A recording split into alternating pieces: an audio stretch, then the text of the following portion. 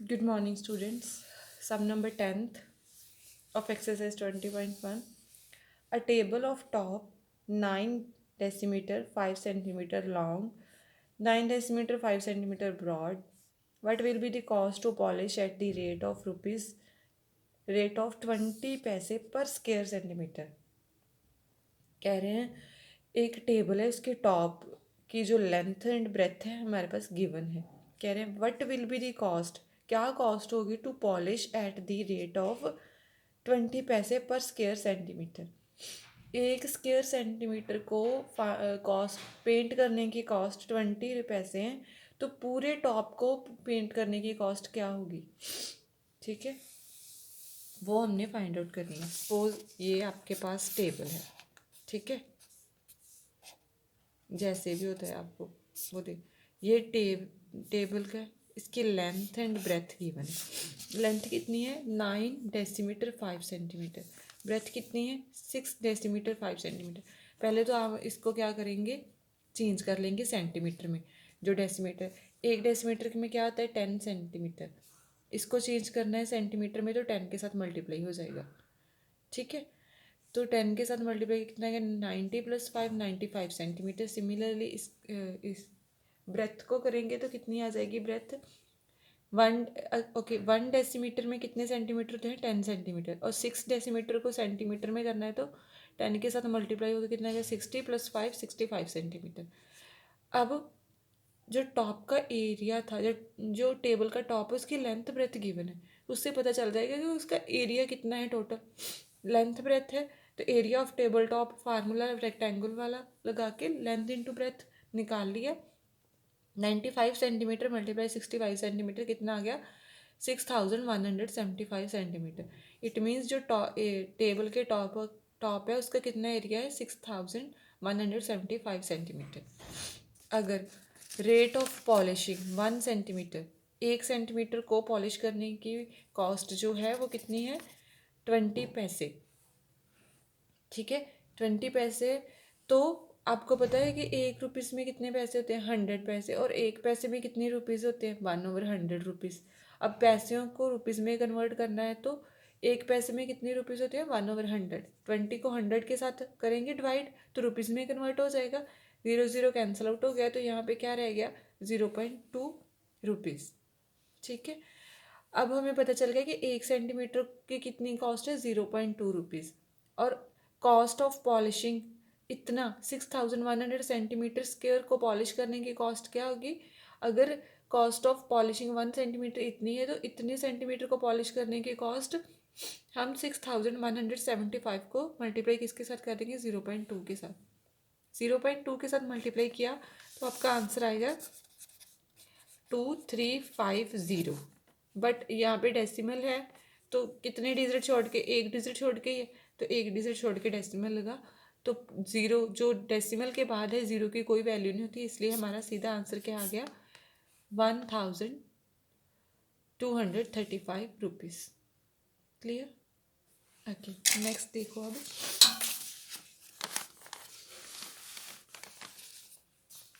a room is 9.68 meter long, 6.2 meter wide. Its floor is covered with a rectangular tile of size इतना.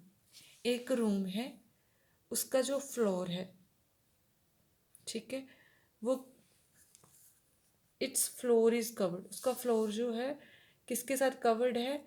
Rectangular tile of size, जिसका size के क्या है? ये वाला size है. एक रूम का जो फ्लोर है वो, सपोज ये रूम है, ये फ्लोर है. फ्लोर को ये पूरा क्या आ गया? रूम. ये फ्लोर है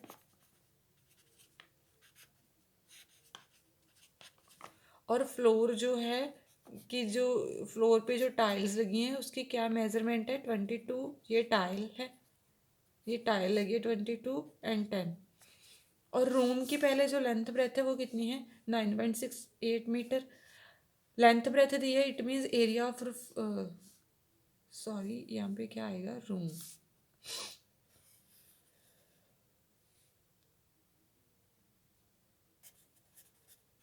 ठीक है, रूम आएगा यहाँ पे,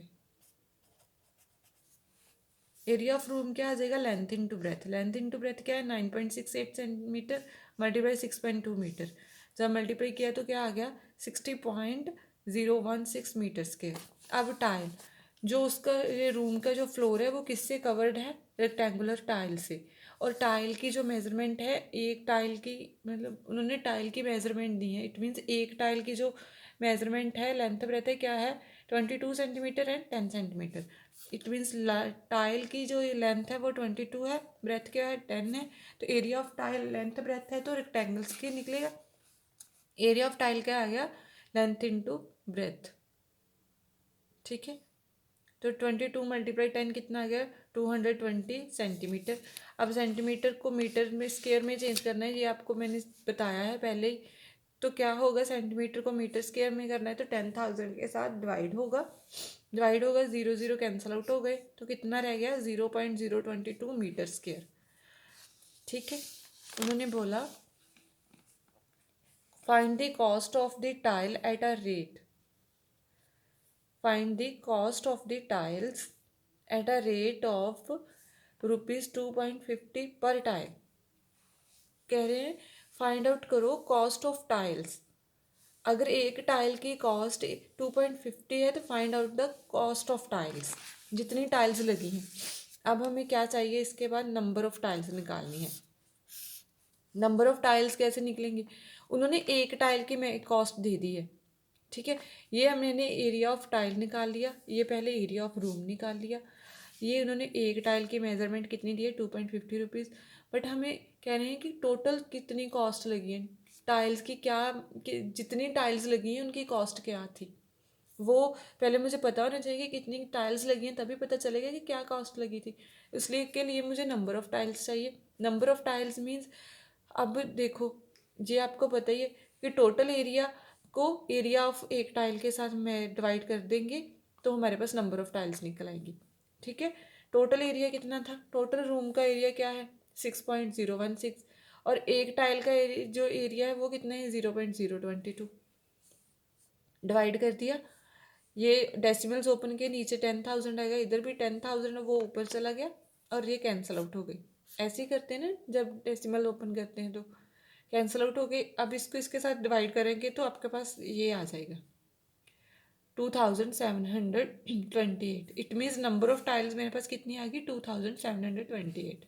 अगर एक टाइल की कॉस्ट 2.50 है तो कॉस्ट ऑफ 2,028 टाइल्स की कितनी आएगी, 2,728 को मल्टीप्लाई किसके साथ कर देंगे, 2.50 के साथ। 2.50 के साथ मल्टीप्लाई किया तो आंसर आ गया 68,682,000। अब यहाँ पे देखो, इसमें डेसिमल 2 डिजिट छोड़ के डेसिमल है तो इधर भी 2 0 छोड़ के डेसिमल लग गया। ठीक है, बट डेसिमल के बाद ज़ीरो की वैल्यू नहीं होती, तो सीधा मेरे पास क्या आंसर आ गया, ₹6,820। एक टाइल की कॉस्ट 2.50 थी और 2,728 टाइल्स की कॉस्ट कितनी आएगी, ₹6,820। क्लियर। नेक्स्ट लास्ट सम है, सम नंबर 12।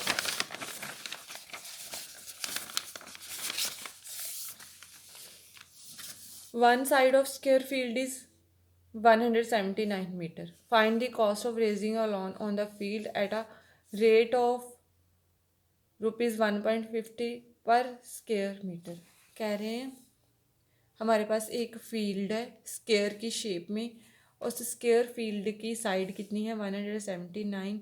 अब मैंने जब उसका स्क्वायर फील्ड का एरिया निकालना है तो एरिया ऑफ फील्ड निकालने का फार्मूला, स्क्वायर की शेप में तो स्क्वायर वाला लगेगा, साइड की स्क्वायर, जहाँ फिर लिख दो side multiply side. Side square means 179 का स्क्वायर। ठीक है, 79 का स्क्वायर, साइड इतनी थी, 100 स्क्वायर मीन्स 179 मल्टीप्लाई 179, तो कितना आ गया, 32,041। ठीक है, 32,041 मीटर स्क्वायर। मेरे पास जो फील्ड स्क्वायर की शेप में फील्ड है उसका एरिया क्या आ गया, 32,041 मीटर स्क्वायर। कह रहे हैं उस फील्ड पे रेज करने की लॉन को, ठीक है, 1 मीटर स्क्वायर के ऊपर अगर लॉन जो उगाते हैं, रेज करते हैं, तो उसका क्या कॉस्ट आती है, क्या कितने पैसे लगते हैं, 1.50 रुपीज़, ठीक है। और अब जब उस स्क्वायर का कंप्लीट एरिया कितना है, ये वाला 32,041, और इसमें से अगर 1 मीटर स्क्वायर पे लॉन को रेज करते हैं तो इतना लगता है, तो इतने मीटर स्क्वायर पे अगर जब लॉन को रेज करेंगे तो क्या लगेगा, कितनी कॉस्ट। तो हम क्या करेंगे, area rate of raising a lawn on the 32,041 metre square को मल्टीप्लाई कर देंगे 1.50 रुपीज़ के साथ मल्टीप्लाई किया तो आंसर आ गया 48,061.50, ठीक है। अब पॉइंट के बाद जीरो की वैल्यू नहीं होती है, आप सीधा लिख सकते हो 48,061.5 रुपीज़, ठीक, क्लियर। फील्ड क्या थी, उन्होंने बोला था ना रेक्टेंगुलर फील्ड है, स्क्वायर ऑफ फील्ड उसकी ये साइड है, स्क्वायर की फील्ड जो स्क्वायर में है तो उसका एरिया ऑफ, जब फील्ड का एरिया निकालेंगे तो स्क्वायर का फार्मूला ही लगेगा, साइड इनटू साइड। वो लगा के मेरे पास क्या आ गया कि फील्ड का कितना एरिया है, ये वाला एरिया, इतना एरिया फील्ड ने कवर अप किया हो।